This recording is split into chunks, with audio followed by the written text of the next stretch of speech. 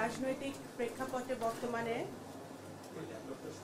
যে বাংলাদেশে যে অবস্থা বিরাজ করছে, আমি খুবই সংক্ষেপে জাস্ট কয়েকটা কথা বলে শেষ করতে চাই। আপনি প্রথমে বক্তব্যের প্রথমে আপনি বলেছেন যে এই ঐক্য কমিশনের বৈঠক শেষ হওয়ার পরে, জাতীয় সনদ সই হওয়ার পরে, তারপরে গতকালকে বর্তমান আইন উপদেষ্টা বলেছেন যে 1 সপ্তাহ সময় দিয়েছেন রাজনৈতিক দলগুলোকে নিজেদের মধ্যে আলোচনা করে সমাধান করার, মানে তারা বলটা রাজনৈতিক দলগুলোর কোর্টে দিয়েছেন এবং 1 সপ্তাহের মধ্যে সমাধান না করতে পারলে ওনারা ওনাদের সিদ্ধান্ত জানাবেন বা ওনারা পরবর্তী স্টেপ নেবেন। আমি কোনো রাজনৈতিক দল না, আমি একজন বাংলাদেশের নাগরিক, আমি ভোটার হিসেবে আমি গত 1.5 বছরে কি দেখলাম, এই যে জুলাইয়ের একটা আমার ছোট ভাই বক্তব্য রাখলো, আমাদের ছাত্র জনতার আন্দোলন হলো, গণ অভ্যুত্থান হলো, সকল রাজনৈতিক দল মাঠে নামলো, বহু প্রাণ দিল, রক্ত দিল, বাবা মারা মাঠে নামলো, আমাদের মিডিয়ার ভাই বোনরা আহত হলো, অনেকে নিহত হলো, হাসিনা পালালো, ফ্যাসিবাদ পতন হলো, ডক্টর ইউনূসের নেতৃত্বে একটি ইন্টারিম সরকার আসলো। মানে আমি একজন ভোটার হিসেবে এটা দেখতেছি। এই বাংলাদেশ জাতীয়তাবাদী দল, এনসিপি, জামাত, সাকিব ভাইদের দল সহ যত দল আছে বাংলাদেশে, সবাই ডক্টর ইউনূসের উপরে আস্থা,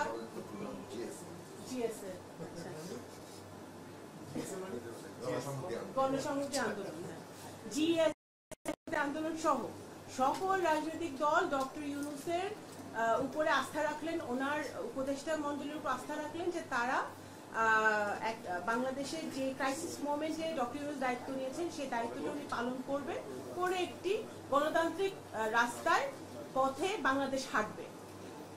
আচ্ছা, 10 মাস না 11 মাস চললো না ঐক্য কমিশনের বৈঠক? 9 মাস। আচ্ছা, 9 মাসে ঐক্য কমিশনের বৈঠক হলো। বৈঠক করে আলী রিয়াদ সাহেব যার নেতৃত্বে হয়েছিল উনি আবার বাংলাদেশ ত্যাগ করে চলে গেছে। এখন গতকালকে আসিফ নজরুল সাহেব বলতেছে, ভাই ঐক্য তো হয় নাই, আপনারা আবার 1 সপ্তাহ টাইম দিলাম, ঠিক করেন নাকি কথা। আমি ধরেন ভোটার, আমি হলো গ্রামে থাকি, আমি কিছু বুঝি না, তো 9 মাসে কি হইলো?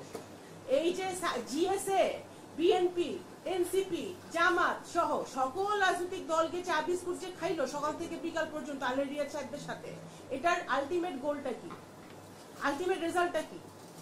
আমরা যেটা আমার ছোট ভাই বললেন, এই বৃষ্টির মধ্যে ছাতা ধরে সবাই গেল, জাতীয় সনদে একটা স্বাক্ষর করলো, করে আমরা দেখালাম আমরা এক আছি, এক থেকে আমরা ইয়ে করলাম। তাহলে আমার as a layman, as a voter, আমার মনে প্রশ্ন জাগতেই পারে যে এই ঐক্য কমিশনের প্রয়োজনটা কি ছিল? ভাই প্রথমেই ডক্টর ইউনূস এসে বলতে পারতো যে এই 84টা আইটেম আছে, আপনাদের ঘরে ঘরে পাঠিয়ে দিলাম, আপনারা টিক মার্ক দেন, আমরা কোথায় আপনারা একমত, কোথায় দ্বিমত, 1 সপ্তাহের মধ্যে আমার কোর্স কমপ্লিট। কারণ তাহলে তো তার ঐক্যমত তো হইতেছে না। And that is the beauty of democracy. ভাই আপনি গণতন্ত্র চাইবেন, আপনি ডেমোক্রেসি পালন করবেন, আবার ওভারনাইট সংস্কার চাইবেন, এই দুটো একসাথে হয় না। সংস্কার and reform or change is a continuous process. আপনি আজকে 2টা চেঞ্জ আনবেন, আপনার আবার আপনি, কারণ সব গণতান্ত্রিক পরিবেশে, গণতান্ত্রিক সিস্টেমে আমরা এই 5 জন আমরা একমত হব না, 5 জনের 5টা মত থাকবে এবং সময় বেশি লাগবে। তাই বলে কি আমরা পিছিয়ে যাব? আমরা কি মন খারাপ করব? আমরা কি ভাববো যে আমাদের কোনো সংস্কার হচ্ছে না? তা না। এই যে আমার ভাই বললো যে কি নোট অফ ডিসেন্ট নিয়ে, মনে হচ্ছে আমি টক শোতে বসছি। আচ্ছা, নোট অফ ডিসেন্ট নিয়ে আপনার তুমি টার্ম ইউজ করলো, দর কষাকষি না, চিল্লাচিল্লি করতেছি। হ্যাঁ, আমরা শাউটিং ম্যাচ, শাউটিং ম্যাচ যে আমরা করছি, আমরা এই যে শাউটিং ম্যাচ করছি না, আমরা এটা ফ্ল্যাগ করেছি। আমরা যখন এই আলী রিয়াদ সাহেব ওনার রিপোর্ট পেশ করেছে, পরের দিনই বিএনপি অফিসিয়াল প্রেস কনফারেন্স করে আমাদের কি কি প্রবলেম আছে এটা নিয়ে সেগুলো আমরা জাতির উদ্দেশ্যে পেশ করেছি। ঠিক আছে, আমরা শাউটিং ম্যাচ করি না। শাউটিং ম্যাচ ওইটাকে বলে যখন 5 দফা দেয়া এখন আমরা পিআর চাই সারা দেশে আন্দোলন। আচ্ছা পিআর এখন একটু কমছে শুনতেছি না পিআর এর কথা বেশি, এখন গণভোট চাই সারা দেশে আন্দোলন। এখন গতকালকে 8টা দল দেখলাম একসাথে দাঁড়িয়ে ওনারা গণভোট চাচ্ছেন। আমার কথা হচ্ছে গতকালকে আপনারা দেখছেন বাংলাদেশ জাতীয়তাবাদী দল আমরা 237টা সিটে আমরা মোটামুটি আমরা প্রার্থী চূড়ান্ত করেছি। আমরা সারা দেশ ভোটাররা নির্বাচনের দিকে আগাচ্ছে, জনগণ এগিয়ে আছে, রাজনৈতিক দল আছে, বিকজ মানুষ এখন ভোট দিতে চায়। আপনারা যখন জুলাই সনদ সই করছেন, আমি একজন মাঠের কর্মী হিসেবে আমি আমার গ্রামে বসে আমার গ্রামে ছিলাম সেই দিন, কারণ আমার গ্রামের লোকটা ভোট দিতে পারেনি গত 17 বছর। ওই জুলাই সনদে কি লেখা আছে ওরা ভাই গণভোটে কি কি লেখা আছে ওরা জানে না। ওদেরকে জানাইতে হলে আপনাদের ওদেরকে মিনিমাম 6 মাস ওদেরকে শিখাইতে হবে। ওরা কিসের উপর ভোটটা দিবে, গণভোট ইয়েস নো তাহলে কিসের উপরে বলবে, তাদেরকে বুঝতে তো হবে। আপনারা নভেম্বর মাসে গণভোট চাচ্ছেন, ওয়্যার ইজ দ্য টাইম যে তারা গণভোট বুঝবে। আচ্ছা ইভেন আমরা যে বিএনপি যে রাজি হয়েছে ফেব্রুয়ারি মাসে, আমি রাজনৈতিক কর্মী হিসেবে বাদ দিলাম, আমি একজন ভোটার হিসেবে আমার কাছে মনে হয় ইটস টু সুন। আমি ফেব্রুয়ারি মাসে আমি গণভোট কিসের উপরে দিব সেটাও তো আমার বুঝতে আমার সময় লাগতে পারে, ঠিক আছে না? তো সুতরাং আমার কাছে মনে হয় যে আপনারা অনেক সংস্কারের কথা বলছেন, সংস্কারের কথা লাভ নাই। কারণ এই যে আপনারা যে ঐক্য কমিশনে গিয়ে প্রত্যেকটা দল গিয়ে দিনের পর দিন কথা বলেছে, সেই এই মাল্টি পার্টি ডেমোক্রেসির পরিবেশটা তৈরি করে দিয়েছে শহীদ রাষ্ট্রপতি Ziaur Rahman. So BNP day 1 থেকে, বিএনপি জন্মের পর থেকে বিএনপি রিফর্ম করে আসতেছে, চেঞ্জ করে আসতেছে, বিএনপি রিফর্মে বিশ্বাস করে। বাট আপনার একটা গণতান্ত্রিক পরিবেশে আপনি সবাই একমত হবেন সেইটা আমার মনে হয় চাওয়াটা অনেক সময় ইমপ্র্যাকটিক্যাল, আমরা চেয়ে ফেলি। আমার কাছে মনে হয় যে বাস্তবতা নিরীক্ষা করতে হবে, যেটা একটু আগে আমার একজন ভাই বক্তব্য রাখলেন যে দেশের অবস্থা ভালো না, ল অ্যান্ড অর্ডার সিচুয়েশন ভালো না। অগাস্ট মাসে নারী ধর্ষণ হয়েছে, আপনাদের মিডিয়ার ভাইদের কাছে আরো ভালো রিপোর্ট আছে যে 60-এর উপরে শুধু অগাস্ট মাসে নারী ধর্ষিত হয়েছে। ল অ্যান্ড অর্ডার সিচুয়েশন ভালো না, আমাদের ব্যবসা বাণিজ্যের অবস্থা ভালো না, আমাদের কেউ ইনভেস্টমেন্ট জিরো। সেই অবস্থা সবকিছু বিবেচনা করে আমরা একটা গণতান্ত্রিক পরিবেশের দিকে আগাই। আমি এই কথা পরিষ্কারভাবে বলতে চাই যে বিএনপি কিন্তু নোট অফ ডিসেন্ট কেন দিয়েছে। বিএনপি পরিষ্কারভাবে বলেছে যে আপনার ম্যানিফেস্টো আছে, আপনার মতামত আছে, এটা আমার ম্যানিফেস্টো, আমার মতামত, আমি আমার মতামত নিয়ে আমি জনগণের কাছে যাব। আপনার সাথে আমার সাথে আপনার একমত হতে হবে না, আপনি আপনার আদর্শ নিয়ে আপনার ম্যানিফেস্টো নিয়ে জনগণের কাছে যান। আপনাকে যদি জনগণ রায় দেয়, আপনি পার্লামেন্টে আসেন, পার্লামেন্টে এসে আপনি পার্লামেন্টের মাধ্যমে আপনি পরিবর্তনগুলো আনেন, রিফর্মগুলো আনেন। যেই ঐক্য যেগুলোতে হয়েছে সেগুলো তো হয়েছে, বাকি রিফর্ম যদি আপনারা বসে থাকেন রিফর্ম করার জন্য, সেটা তো আপনার বছরের পর বছর বসে থাকতে হবে। আমার মনে হয় না doctor Yunus he so comfortable সিচুয়েশনে আছে যে উনি বছরের পর বছর অপেক্ষা করে বাংলাদেশের রিফর্ম দেখবে। উনি চাচ্ছেন যে যত তাড়াতাড়ি সম্ভব একটা রাজনৈতিক প্রক্রিয়ার মধ্য দিয়ে, গণতান্ত্রিক প্রক্রিয়ার মধ্যে একটি গণতান্ত্রিক পরিবেশ ফিরিয়ে দেওয়া যায় দেশে, এবং উনি ওনার এই বর্তমান অবস্থান থেকে উনি পরিত্রাণ পান। তো সুতরাং সেই জায়গাতে বাস্তবতা হচ্ছে যে আমরা বিএনপি কিন্তু অনেক জায়গায় নোট অফ ডিসেন্ট আমরা দিয়েছি, অবশ্যই আমরা দিতেই পারি। নোট অফ ডিসেন্ট দিয়ে তো আমরা জুলাই সনদ সই করেছি, এনসিপি তো আসেই নাই। ওদের নিশ্চয়তা লাগবে যে এটা বাস্তবায়ন হবে। ভাই এই নিশ্চয়তা যেখানে আপনারা পদে পদে বলতেছেন রাজনৈতিক দলগুলা জিএসএ বিএনপি কে বিশ্বাস করে না, বিএনপি এনসিপি কে বিশ্বাস করে না, এনসিপি জামাতকে বিশ্বাস করে না, আমরা কেউ কাউকে বিশ্বাস করি না। আগে আওয়ামী লীগও করতাম না, আমরা কেউ কাউকে বিশ্বাস করি না। আবার ঐক্য কমিশনকেও আমরা বিশ্বাস করি না, কারণ ঐক্য কমিশন আমরা যা বলে আসছি ঐক্য কমিশন দিচ্ছে আরেকটা রিপোর্ট, হ্যাঁ মিলে নাই। তো ঐক্য কমিশনেরও আমরা বিশ্বাস করি না, আমরা কাউরে বিশ্বাস করি না। আবার আপনারা বলতেছেন যে ওভারনাইট আমাদের সব ঐক্য হইতে হবে।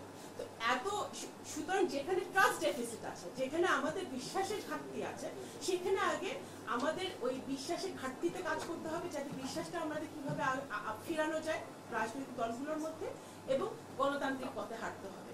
আপনারা মাঠে আসেন, ভোটারের কাছে যান, জনগণের কাছে যান, জনগণকে পিআর বোঝান। আমি আমার ভাইকে বলবো যে জনগণের কাছে যান, পিআরটা বুঝাক, গণভোটটা বুঝাক, ইয়েস কোথায় বলবে, নো কোথায় বলবে, ওটা বুঝায় আপনারা নির্বাচনে আসেন, নির্বাচনে ভোটে নির্বাচিত হয়ে পার্লামেন্টে এসে সেই পার্লামেন্টে আপনারা একটা স্বচ্ছ জবাবদিহিমূলক পার্লামেন্টের মধ্য দিয়ে একটি নতুন বাংলাদেশ জনগণকে উপহার দেন। ধন্যবাদ।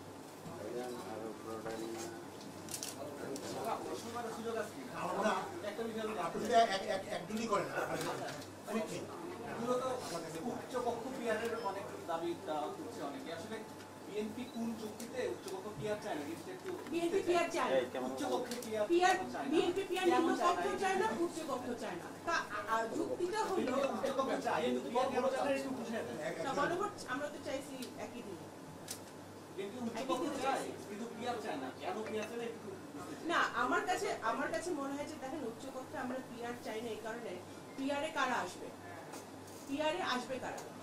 পিয়ার যদি ওই সংরক্ষিত মহিলা আসন সিস্টেমে আপনি করেন যে 50টা মহিলা আসন আমাদের সংরক্ষিত, সবাই নির্বাচনের পরেই দেখবেন যে আমাদের নারী যারা রাজনীতিতে আছে তারা বা রাজনীতিতে নাই সবার তদবির শুরু হয়ে গেছে।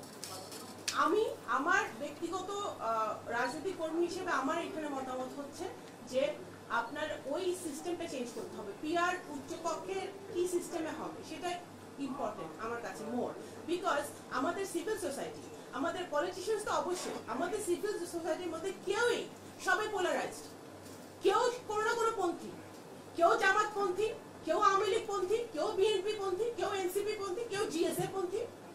কিন্তু আপনি এমন কোন সিভিল সোসাইটির সদস্য পাইছেন আজ পর্যন্ত বাংলাদেশে যে কোনো পন্থী না, যে বাংলাদেশের মানুষের পক্ষে কথা বলে?